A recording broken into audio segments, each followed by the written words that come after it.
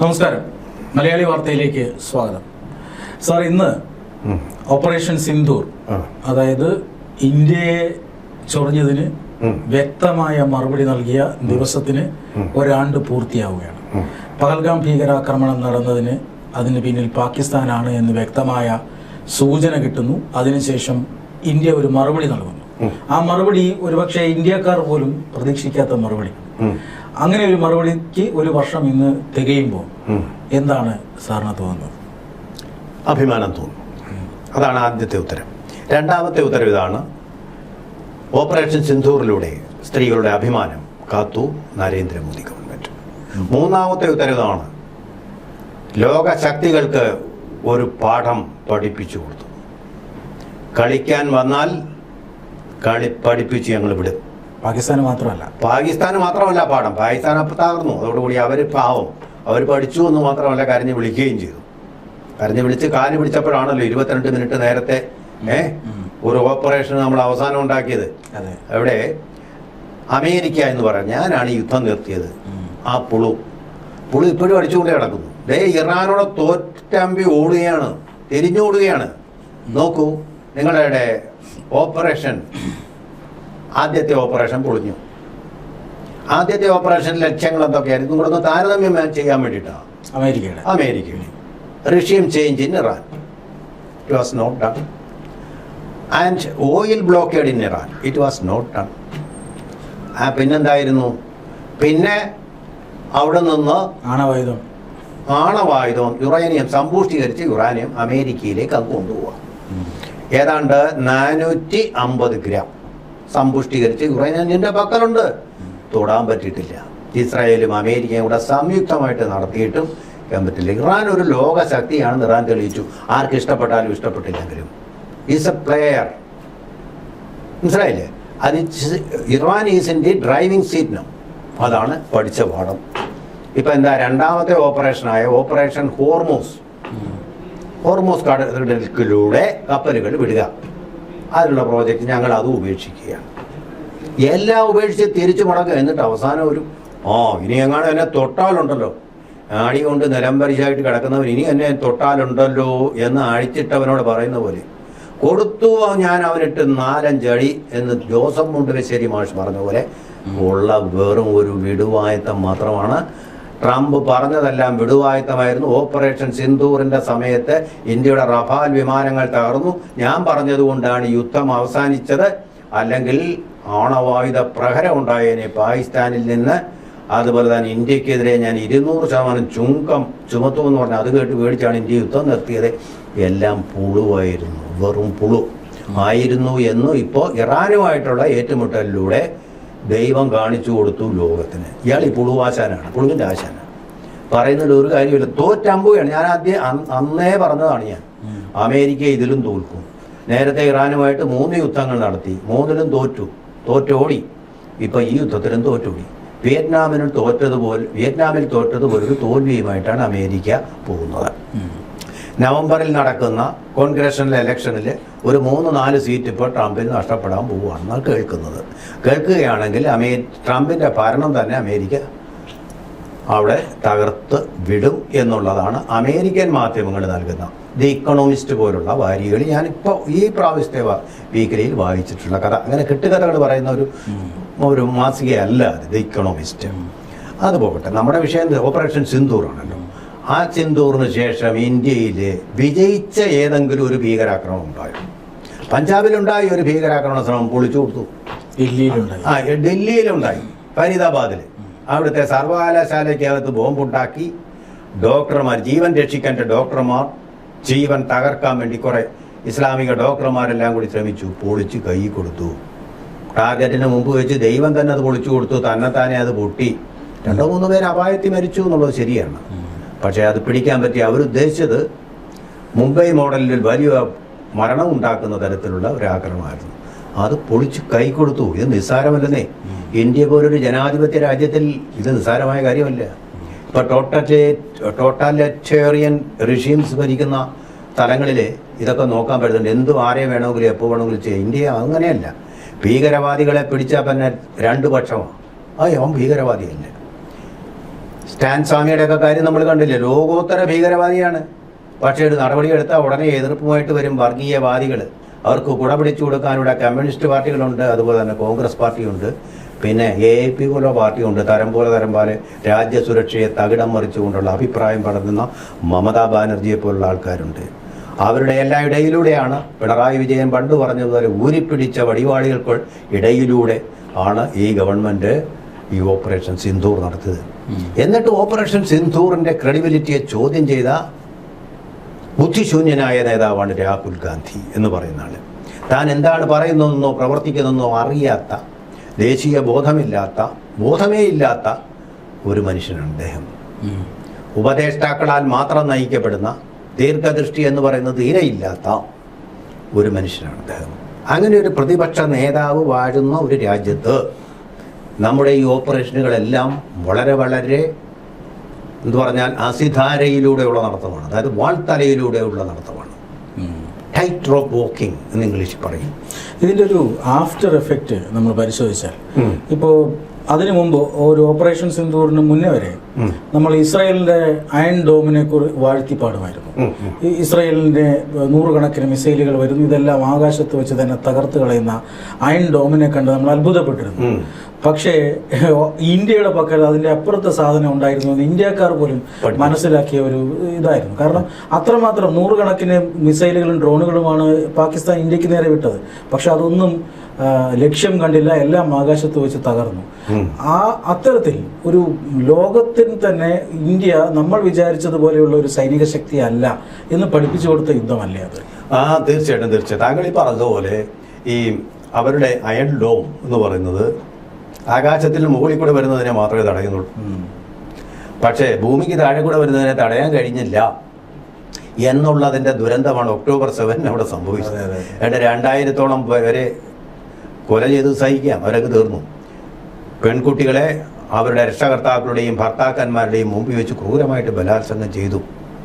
നമ്മുടെ ഈ തവനൂരിൽ ആട്ടിൻ്റെ തല ചോര ഒലിപ്പിച്ചുകൊണ്ട് പ്രകടനം നടത്തിയ ഒരു വിഭാഗം ആൾക്കാരുണ്ടല്ലോ, അവരുടെ ക്രൂരതയോടും ധാർഷ്ട്യത്തോടും ദുഷ്ടതയോടും കൂടി തന്നെ അവിടെ നടത്തിയ ഹമാസിൻ്റെ ആ മുന്നേറ്റം ഭൂമിക്കടിയിലൂടെ തുരങ്കം ഉണ്ടാക്കി വെച്ചുകൊണ്ടാണ്.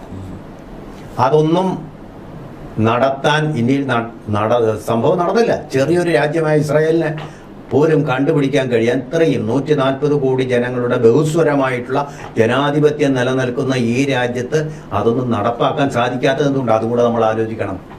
പാകിസ്ഥാനിൽ ഈസിയായിട്ടൊരു തുരങ്കം ഇന്ത്യയിലേക്ക് ഉണ്ടാക്കാമായിരുന്നു, ധാരാളം ഉണ്ടാക്കിയിട്ടുണ്ട്. അതെല്ലാം അപ്പം തന്നെ പിടിച്ച അവന്മാരെ തീർത്തിട്ടുണ്ട്. അങ്ങനെ ഒരു തുരങ്കത്തിൽ വെച്ചാണ് പഹൽഗാമും ഭീകരവാദത്തിന്റെ പ്രതികളെ നമ്മുടെ ഇന്ത്യൻ പട്ടാളക്കാർ ധീരമായിട്ട് സിംഹത്തിനെ അതിന്റെ മാളത്തിൽ ചെന്ന് കൊല്ലുന്നത് പോലെ കൊന്ന് തീർത്തത്. Operation Mahadev. Operation exactly, operation Mahadev. അപ്പോൾ നമ്മൾ ഓപ്പറേഷൻ സിന്ദൂർ പറയുമ്പോൾ ഓപ്പറേഷൻ മഹാദേവും കൂടി നമിക്കേണ്ട കാര്യങ്ങൾ തന്നെയാണ്. ലോകത്തിന് വിളിച്ചു. അതുപോലെ തന്നെ റഷ്യയുടെ സഹായത്തോടു കൂടി നമ്മൾ ഇവിടെ ഇന്ത്യയിൽ തന്നെ ഇപ്പോൾ ഉണ്ടാക്കാൻ വേണ്ടിയിട്ട് ധാരണയായിരിക്കുന്ന S-400. അതിന് ഒറ്റ ഡ്രോണോ ഏതെങ്കിലും ഒരു മിസൈലോ ഇന്ത്യയിലേക്ക് കടക്കുന്നതിൽ നിന്ന് ഹിമാലയൻ പർവ്വത നിരകൾ പോലെ തന്നെ ഇന്ത്യയെ സഹായിച്ചിട്ടുണ്ട്.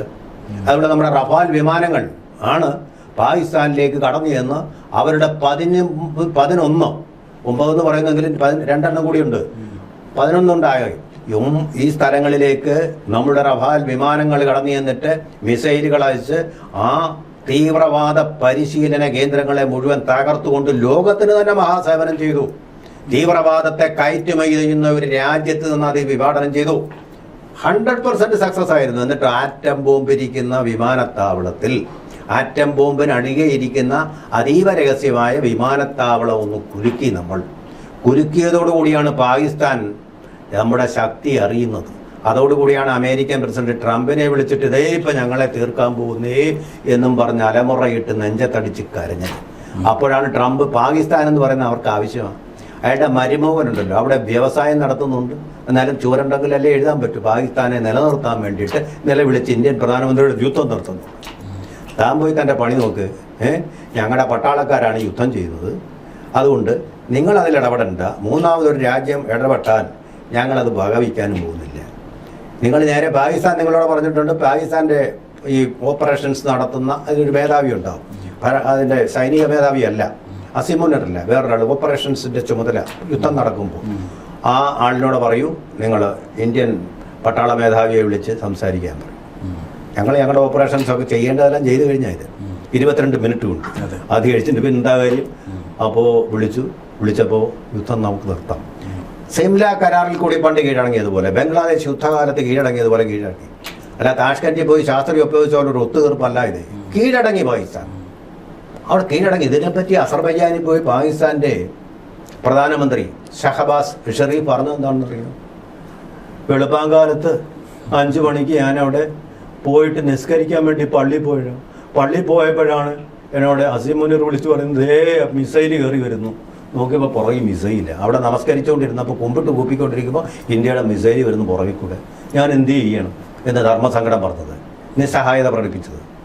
അതാണ് ഇന്ത്യ. അതാ നോക്കൂ. അതിന് പകരം മറ്റൊരു യുദ്ധം നടത്തി ഇറാനിൽ അമേരിക്ക. അതുകൊണ്ട് 1.5 മാസം കഴിഞ്ഞു.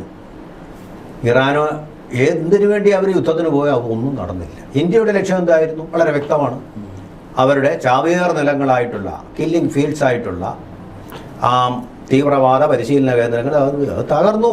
നെഞ്ചത്തടിച്ച് നിലവിളിക്കുകയായിരുന്നു അവിടുത്തെ മസൂദ് അസർ പോലുള്ള അവിടുത്തെ ഭീകരവാദികൾ. ഇപ്പോഴും ഭയത്തിൻ്റെ നിഴലിലാണ്. മനസ്സിലായില്ലേ? ഭീകരവാദി. പിന്നെ അവിടെ പോയിട്ട് ഇപ്പോഴും അജ്ഞാതരൊക്കെ പോയി ഭീകരവാദികളെ കൊല്ലുന്നുണ്ട്. അജ്ഞാതരെപ്പോൾ ഓരോന്ന് പേടിച്ചിരിക്കുകയാണ് ഭീകരവാദികൾ. പക്ഷേ ഇന്ദിരാഗാന്ധിക്ക് ശേഷം മൻമോഹൻ സിംഗ് ഭരിച്ചപ്പോഴേ മറ്റുള്ള കോൺഗ്രസ് നേതാക്കളും ഭരിക്കുമ്പോൾ കോൺഗ്രസിൻ്റെ വാഴ്ചക്കാലത്ത് നമ്മൾ ഭീകരവാദികളെ ഭയന്ന് എപ്പോഴാണ് അവന്മാർ ബോംബ് പൊട്ടിക്കുന്നത്? സരോജിനി മാർക്കറ്റിൽ ദീപാവലി ആഘോഷത്തിന് സാധനങ്ങൾ വാങ്ങിക്കാൻ പോലും ജനങ്ങൾക്ക്, ഇന്ത്യയിലെ ജനാധിപത്യത്തിൽ ജനങ്ങൾക്ക് സ്വാതന്ത്ര്യം ഉണ്ടായിരുന്നില്ല. ഭീകരന്മാർ പടക്കം പൊട്ടിക്കുന്ന പോലെ ബോംബുകൾ പൊട്ടിക്കുമായിരുന്നു. എവിടെ ഇന്ന് അവന്മാർക്കത് കഴിയാതിരിക്കുന്നു? എന്തുകൊണ്ട് കഴിയാതിരിക്കുന്നു? ചുണയുണ്ടെങ്കിൽ വാ എന്നുള്ള തൻ്റെ അടുത്തോടു കൂടിയാണ് നിൽക്കുന്നത്. നമ്മൾ തീർത്തുകളെയും. ഇനി ഒരു തീവ്രവാദാക്രമണം പാകിസ്ഥാൻ സ്പോൺസേഡ് ആയിട്ടുണ്ടായി പാകിസ്ഥാൻ ഈ ഭൂമുഖത്തുണ്ടാവില്ല. അത്ര ഇച്ഛാശക്തിയുള്ള ഒരു ഗവൺമെൻറ് ഇവിടെ ഭരിക്കുന്നു. ആ ഇച്ഛാശക്തിയുള്ള ഗവൺമെൻറ്റിൻ്റെ ശരിയായിട്ടുള്ള ഒരു റിയാക്ഷനായിരുന്നു ഓപ്പറേഷൻ സിന്ദൂർ. അതുവരെ കോൺഗ്രസ് മടിച്ചിരുന്നത്. എന്നിട്ട് ഈ ഓപ്പറേഷൻ സിന്ദൂർ കഴിഞ്ഞപ്പോൾ അതിനെ കളിയാക്കിക്കൊണ്ടാണ് രാഹുൽ ഗാന്ധി പെരുമാറുന്നതെന്ന് പറയുമ്പോൾ ഇതിൽ പരം ഒരു വിഡിത്തമുണ്ടോ? ഇതിനെയാണ് നമ്മൾ ഹിമാലയൻ ബ്ലണ്ടർ എന്ന് വിളിക്കേണ്ടത്. ഈ ഓപ്പറേഷൻ സിന്ദൂർ പാകിസ്ഥാനിൽ വലിയ രീതിയിലുള്ള രാഷ്ട്രീയ ചലനങ്ങൾ ഉണ്ടാക്കി. പാകിസ്ഥാൻ ഒരുപാട് നുണ പറഞ്ഞു. അതായത് ഇന്ത്യയുടെ റാഫേൽ യുദ്ധവിമാനങ്ങൾ അടിച്ചിട്ടു, വിജയം അവരുടേതാണ്, അവരവിടെ കാണിക്കാൻ പറ്റുമോ? നമ്മൾ നശിപ്പിച്ചതിന്റെ ഈ 11 അല്ലെങ്കിൽ 9 തീവ്രവാദ പരിശീലന കേന്ദ്രങ്ങളുടെയും ഫോട്ടോ നമ്മളുടെ യുവതികളായിട്ടുള്ള പട്ടാള മേധാവികളെന്ന് കാണിച്ചു കൊടുത്തു പാകിസ്ഥാനെ. ഓപ്പറേഷൻ സിന്ദൂർ അതാണ് നമ്മുടെ സ്ത്രീകളെ കൊണ്ട് തന്നെ പത്രസമ്മേളനം നടപ്പിച്ചത്. കൃത്യമായിരുന്നു, പ്രിസിഷനായിരുന്നു. 100% പ്രിസിഷനോട് കൂടിയാണ് നമ്മുടെ ഓപ്പറേഷൻ കാണിച്ചത്. നിങ്ങൾ തകർത്തിട്ടുണ്ടെങ്കിൽ അതിൻ്റെ ഒരു ഫോട്ടോ എടുക്കുകയെ. എന്തേ അമേരിക്കയ്ക്ക് സാറ്റലൈറ്റ് ഉണ്ടല്ലോ, ഇന്ത്യയും വലം വെച്ചുകൊണ്ടുന്ന ചാര ഉപഗ്രഹങ്ങൾ ഒരു ഫോട്ടോ എടുത്ത് കാണിക്കുകയെ. നിങ്ങൾ ഈ പുളു അടിച്ചിട്ട് പോയാൽ who cares, who believes? That's the question. അപ്പോൾ എന്നിട്ടും അവരുടെ DGMO ആണ് ഇന്ത്യൻ DGMOയെ വിളിച്ച് വെടിനിർത്തലിന് അപേക്ഷിച്ചത് എന്ന ആ വസ്തുത ഇതുവരെ നിരസിച്ചിട്ടില്ല. അത് നുണയാണെന്നൊന്നും അവർ പറഞ്ഞിട്ടില്ല. മാത്രമല്ല പാകിസ്ഥാനിൽ വലിയ മാറ്റങ്ങൾ അതിനുശേഷം ഉണ്ടായി. പാകിസ്ഥാനിൽ തിരഞ്ഞെടുക്കപ്പെട്ട ഒരു പ്രധാനമന്ത്രിയുണ്ട്, പ്രസിഡന്റ് ഉണ്ട്. പക്ഷെ ഓപ്പറേഷൻ സിന്ദൂറിന് ശേഷം അവിടുത്തെ കാര്യങ്ങൾ നിയന്ത്രിക്കുന്നത് സ്വയം ഉദ്യോഗക്കയറ്റം ലഭിച്ച ഫീൽഡ് മാർഷൽ അസീം മുനീറാണ്. അസീം മുനീറിനെ പരാജയത്തിന് വേണ്ടി ആദ്യമായിട്ട് പ്രൊമോഷൻ കിട്ടുന്ന ലോകത്തിലെ ഏക ജനറലാണ് അസീം മുനീർ. അസീം മുനീർ അതുകൊണ്ടുമല്ല പ്രൊമോഷൻ. ട്രംപ് പറഞ്ഞാണ് അവന് പ്രൊമോഷൻ കൊടുക്കുക. അവനുണ്ടെങ്കിലേ കാര്യങ്ങൾ. ഇപ്പോൾ ഇറാനുമായിട്ട് കണ്ടില്ലേ അയാളുടെ ഉള്ള മധ്യസ്ഥന്റെ റോളിൽ പോയത്. എന്നിട്ട് വല്ല മധ്യസ്ഥ ചർച്ച വല്ലതും ജയിച്ചോ? ഇല്ല. അയാൾക്ക് ഇടയ്ക്കിടയ്ക്ക് മൃഷ്ടാന്ന ഭോജനം ട്രംപ് വിളിച്ചു കൊടുക്കും. അയാളുടെ ഒരു കാവൽ നായാണ് ഇത്. ഇപ്പം നായിക്ക് നല്ല ഭക്ഷണം കൊടുത്തു കഴിഞ്ഞാൽ നല്ല കൂറ് കാണിക്കത്തില്ലേ? അതുപോലത്തെ ഒരു കൂറാണ്, നാറ്റമുള്ള ഒരു തരം കൂറാണ് അസീം മുനീർ കാണിക്കുന്നത്. നാണം കെട്ട കൂറ്. അയാൾ പറയുന്നത് എടാ ഒരു ചർച്ചയ്ക്ക് വിളിക്കടാന്ന് പറഞ്ഞാൽ ഉടനെ ഏറാൻ എന്നും പറഞ്ഞ് ഏറാൻ മൊഴി നടക്കുന്ന ഒരാളാണ് അയാൾ.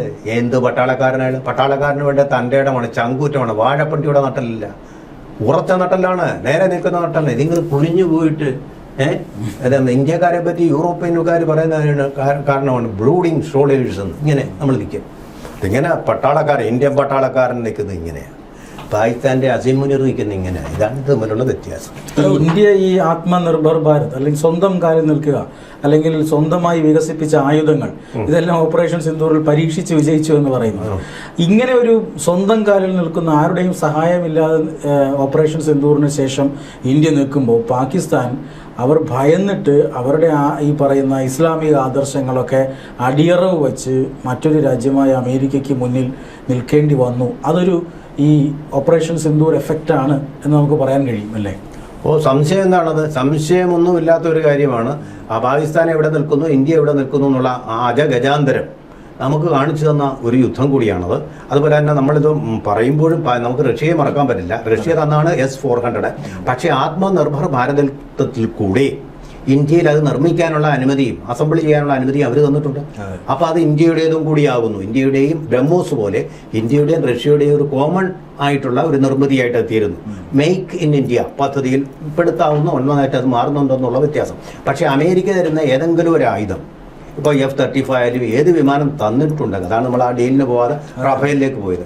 റഫേൽ ഇന്ത്യയിൽ തന്നെ നമുക്ക് അസംബിൾ ചെയ്യാം. പക്ഷേ അമേരിക്ക തരുവാണെങ്കിൽ അതിൻ്റെ സോഫ്റ്റ്വെയർ മുഴുവൻ അമേരിക്കയുടെ കയ്യിലായിരിക്കും. അവർ തീരുമാനിക്കുക. അങ്ങനല്ലേ ബ്രിട്ടന് കൈമാറിയ റോയൽ എയർഫോഴ്സിൻ്റെ ഒരു വിമാനം ഇവിടെ വന്നിട്ട് തിരുവനന്തപുരം വിമാനത്താവളി വന്നു കണ്ടാൽ ഇത് എങ്ങനെ അതിൻ്റെ പൂട്ട് തുറക്കുമെന്നുള്ള അറിയത്തില്ല. കാരണം എന്താ കാര്യം? ബ്രിട്ടൻ്റെ രാജ്ഞി വിചാരിച്ചാലത് നടക്കില്ല. കാരണം അതിൻ്റെ താക്കോലിരിക്കുന്നത് അമേരിക്കയിലാണ്. മനസ്സിലായില്ലേ? വളരെ പാടുപെട്ടില്ലേ ഇവിടെ കിടന്ന്.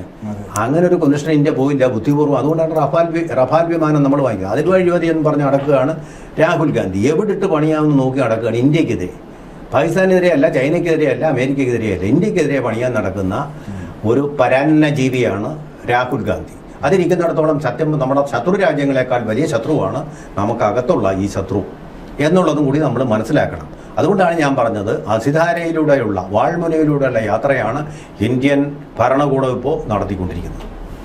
എന്തായാലും ഓപ്പറേഷൻ സിന്ദൂറിൻ്റെ ഒരു വർഷം രാജ്യം അതായത് പ്രകോപിപ്പിച്ചാൽ ദ മോസ്റ്റ് ഡേഞ്ചറസ് നേഷനാണ് ഇന്ത്യ എന്ന് ലോകത്തിന് കാണിച്ചു കൊടുത്ത ഒരു സൈനിക നടപടിയുടെ ആദ്യ ഒന്നാം വാർഷികം എന്നൊക്കെ പറയാവുന്ന ദിനത്തിൽ ഇതൊക്കെയാണ് നമുക്ക് ഓർത്തെടുക്കാൻ കഴിയുന്നത്.